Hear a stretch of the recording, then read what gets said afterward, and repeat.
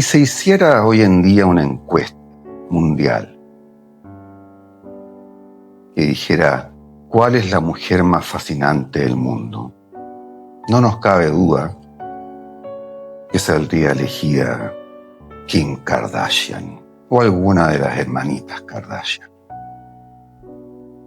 Estas mujeres de glándulas mamarias exuberantes y exorbitantes, falsas, de posaderas estrambóticas.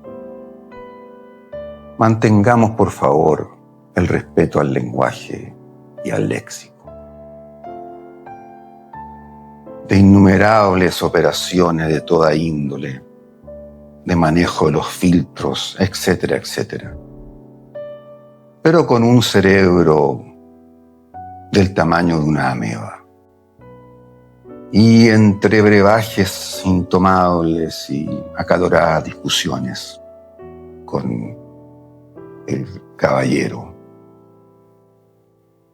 llegamos a la conclusión, luego de pasar por mujeres magníficas como Catalina de Medici, Madame Curie, Diana de Poitiers, etc., que la mujer más fascinante de la historia es sin duda, al menos para nosotros, Cleopatra, la reina de Egipto, Cleopatra VII.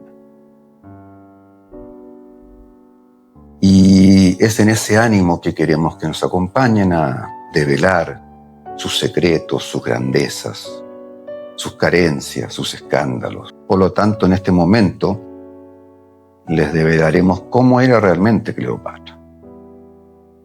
Y se dan cuenta que no era muy agraciada. Según Plutarco, el gran historiador de la antigüedad, la describió como una mujer de nariz larga y aguileña y de senos pequeños y cóncavos. Lo de cóncavo no lo entiendo mucho, pero sí dijo que era vivaz. Cuando murió Alejandro Magno en Mesopotamia, el año 323 a.C., su imperio, que era el imperio más grande que había conocido la humanidad en la historia hasta ese momento, que llegaba desde Grecia, que en ese tiempo era la Hélade, hasta la India, se lo repartieron 5 generales, o 6, 5. Y entre uno de ellos, que es el que nos interesa, era Ptolomeo, pero con P, Ptolomeo I, que se quedó con la zona de Egipto y se proclamó rey de Egipto. El año 305, como 20 años después de la muerte de Alejandro, se proclamó faraón, porque los Ptolomeos hicieron algo interesante, a diferencia de los otros generales. Asumieron muchas conductas y algunas costumbres de los egipcios, especialmente a maquillarse, porque los egipcios eran muy dados a maquillarse, como las Kardashian. Pero bueno, y estuvieron ahí los Ptolomeos 300 años, casi 3 siglos.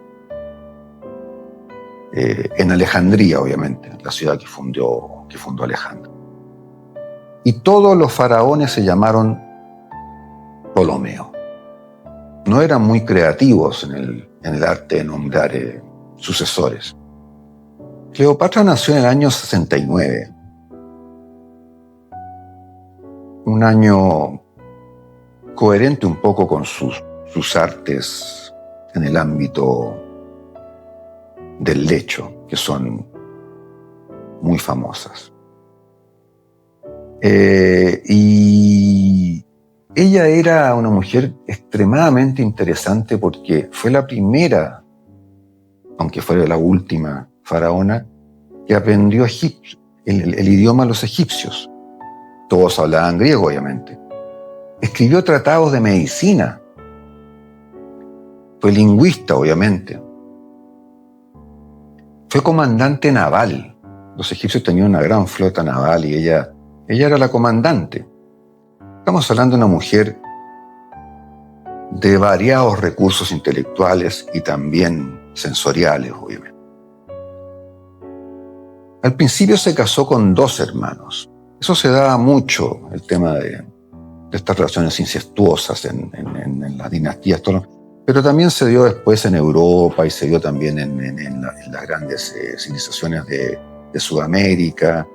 Así que no era algo tan extraordinario y hay que entenderla un poco. No es que ella fuera perversa, sino que era parte de las costumbres y se casó con 2 hermanos.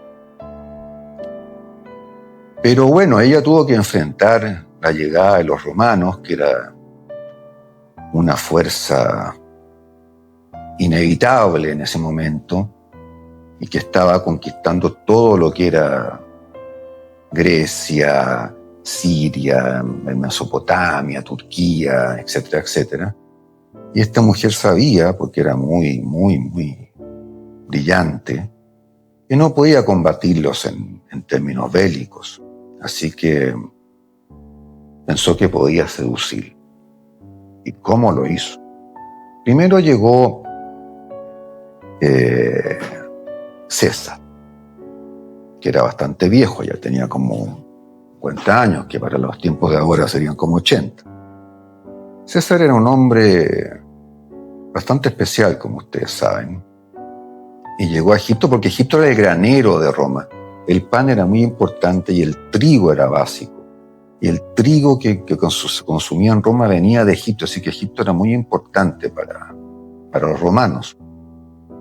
Digamos que César, entre sus particularidades, tenía que jugar para los 2 bandos, es decir, que cuando él llegaba a una ciudad decía que se cuiden las mujeres y que se cuiden los hombres de este pueblo. Pues acá llegó el Brad Pitt bisexual de la época. Y estas costumbres también las tomaron mucho los romanos y los griegos. Los romanos tomaron muchas referencias culturales y costumbristas de los griegos porque los admiraban mucho, y los griegos ya muchísimos años antes se manejaba mucho la bisexualidad, la homosexualidad. No era un tema tabú, no era un tema que se prohibiera, que se lapidara, y tenían esa mentalidad extraordinaria, todos pueblos antiguos que nos podrían dar cátedra en muchos aspectos. Y César llegó a Egipto porque Cleopatra estaba en una guerra, en una gran momento civil con su hermano y su marido, y le ayudó para que ganara la guerra. Si no me equivoco, asesinaron al hermano. Hay un mito que dice que Cleopatra estaba la envolvieron en una alfombra desnuda, y cuando conoció a César llegaron sus súbditos y tiraron la alfombra y ella rodó y apareció desnuda en su máximo esplendor. Bueno, hay que tener mucho cuidado con todas estas historias. La cosa es que Cleopatra lo sedujo en poquísimo tiempo y César se vio encandilado con esta mujer tan distinta a lo que estaba acostumbrado, tan exótica, tan interesante, tan telúrica. Pero bueno, César entonces la llevó a Roma. Generalmente lo llevaban a Roma a los reyes o a los líderes de los países y las zonas que conquistaban, más para humillar, pero él la llevó como amante. Era descarado el hombre, bastante descarado. Y así fue como llegó tan lejos. Y le puso una suite o un penthouse en esos tiempos en Roma, porque él estaba casado, obviamente, ¿no? Bueno, y Cleopatra quedó embarazada, tuvo un hijo que se llamaba Cesarión, un nombre un poco preocupante. Y ella pensaba que con Cesarión César iba a entregar, que Cesarión iba a ser el sucesor de César, porque César no tenía hijos. Ese era su plan. Lo que no pudo controlar Cleopatra fue que a César lo asesinaron, obviamente. Recuerdo cuando a César lo asesinaron que dijo: ¿qué muerte más hermosa que la menos esperada? Buena frase. Bueno, y como se murió César, Cleopatra quedó ahí Era muy odiada también por el pueblo romano. Era considerada una prostituta, una hereje, whatever. Y tuvo que salir corriendo, obviamente, porque ya no tenía la protección de César, de vuelta a Egipto. En el intertanto, César no dejó como heredero a quien todos pensaban que iba a dejar, que era su lugarteniente Marco Antonio, su gran general, sino que dejó como heredero a Octavio, que era su sobrino, un joven de 18 años, bastante brillante, pero no tenía ninguna experiencia en el manejo de la ciudad, de la política, ni militar. Esto generó obviamente una guerra civil en Roma entre Marco Antonio y Octavio. Después, bueno, se arreglaron, crearon el triunvirato con Lépido, eso no, son otras historias que muy largas de contar, pero bueno, hubo un entuerto ahí feroz.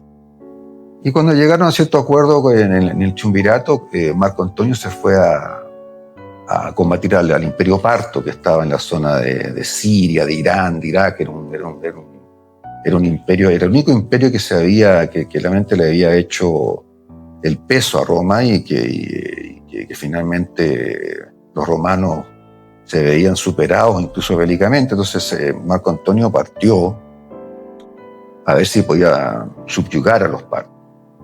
Y en ese momento, estando ahí, que le fue maometano, ni muy bien ni muy mal, Cleopatra decidió ir a conocerlo. Porque era una política, era una diplomática, también era diplomática, una mujer muy heterodoxa. Y se juntaron en un lugar que se llamaba Tarso. Pero ella llegó, obviamente con el plan de cautivarlo y seducirlo.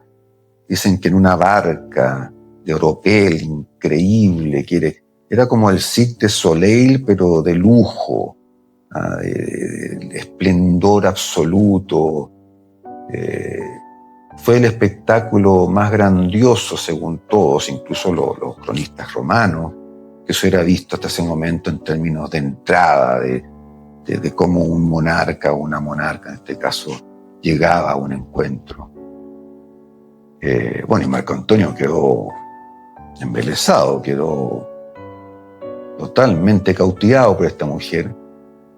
E incluso se dice que ella le dijo, hizo una apuesta famosa, esto lo contó Plinio el Viejo, un cronista romano, que estaba presente. Entonces ella dijo que iban a hacer el bacanal o la fiesta más cara de la historia, que iba a costar 10 millones de sextercios. Hay gente que ha hecho los cálculos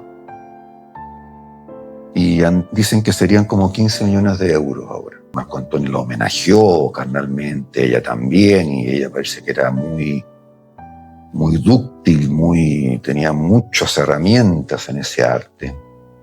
Por ejemplo, en Roma la habían criticado. Bueno, nuevamente los romanos la odiaban, pero la llamaban la felatriz, que significa maestra de la felación. Y le decían merichane, en forma despectiva, que significa la boca de 10.000 hombres. Incluso se decía que en un momento dado ella en Roma había hecho felación a 100 legionarios en un mismo día, etcétera, etcétera. Entonces existía toda esta mitología sobre los poderes en el lecho de esta magnífica mujer. Entonces, Marco Antonio se enamoró perdidamente y ahí elucubró con ella que lo mejor era que se separaran de Octavio, que él dejara el triunvirato y que fundaran un imperio ahí en la zona de Egipto y todos los alrededores, juntos, lo que obviamente a Octavio no le pareció muy importante, ni muy interesante. Pero en el intertanto, Marco Antonio, después de sus 4 noches de éxtasis carnal, sexual y sensorial, volvió a Roma. Y no era muy brillante Marco Antonio, era buen estratega militar, pero no era un hombre muy brillante. ¿Y qué hizo en Roma Marco Antonio? Se casó con la hermana de Octavio, que se llamaba Octavia. Tampoco eran muy creativos los romanos en términos de nombrar a su parentela. Se casó con Octavia. Después vuelve a Egipto y ahí recién decide mandar a la punta del cerro a don Octavio y plantear este tema con Cleopatra, con la cual tuvo 3 hijos, 2 mellizos, Alejandro Helios, Cleopatra, pero la hija se llamaba Cleopatra Selene II, y el tercero era Ptolomeo Filadelfo, si no me equivoco. Así que tuvieron 3 hijos. Y bueno, Octavio mandó, bastante enfurecido, mandó a Agripa, que era su gran general y gran comandante naval, a derrotar a Marco Antonio, que lo consideraba un gran traidor. Y en la famosa batalla de Actium naval se enfrentaron Cleopatra con Marco Antonio contra Agripa. Y venció a Agripa por paliza. Incluso Marco Antonio con Cleopatra tuvieron que, se dice, apretar cachete de forma vulgar. Y huyeron antes que terminara la batalla porque estaban completamente superados. Entonces Marco Antonio se separó de Cleopatra en un momento dado, y le llegó la noticia que Cleopatra se había suicidado. Y él, en un arresto de locura, se suicida, porque, como digo, estaba absolutamente enamorado y prendado de esta mujer. Cleopatra, después Octavio va a Egipto e intenta Cleopatra, porque era persistente además, de seducir a Octavio. No lo logra. Octavio era muy joven además, tenía una mentalidad completamente distinta, así que no era César ni Marco Antonio, entonces ella estaba un poco ya avanzada en edad entre comillas, tenía, no sé, 34 años, pero para ese tiempo era una mujer de edad avanzada. Y al no lograr esto finalmente y verse completamente superada, y también por la muerte de su gran amor, ahí está la escena famosa con el áspid, que es el nombre de la serpiente, que se llama cobra. El áspid es la cobra egipcia. Y bueno, y esta escena famosa donde ella mete la mano en esa cesta y muere. Finalmente muere después de toda esta historia que parece que nadie podría inventar, porque realmente es de una exuberancia y de una intensidad magnífica. Esa, en esencia, es un poco la historia de nuestra protagonista Cleopatra VII, que nosotros pensamos que sin duda es la mujer más fascinante de la historia, y que sus grandes herramientas no fueron la belleza que tanto se proclama y se admira hoy en día, que es la física, sino que fue su atractivo como persona, como mujer, su ángel, eso que tienen tan pocas personas en el mundo, eso que las diferencia, su inteligencia, que finalmente cautivó y estuvo a punto de tal vez terminar con la República Romana. Recordemos que ese tiempo era la República, tal vez la historia hubiera cambiado. Agradecemos vuestra presencia, esperamos que no se hayan aburrido demasiado y nos veremos en la próxima.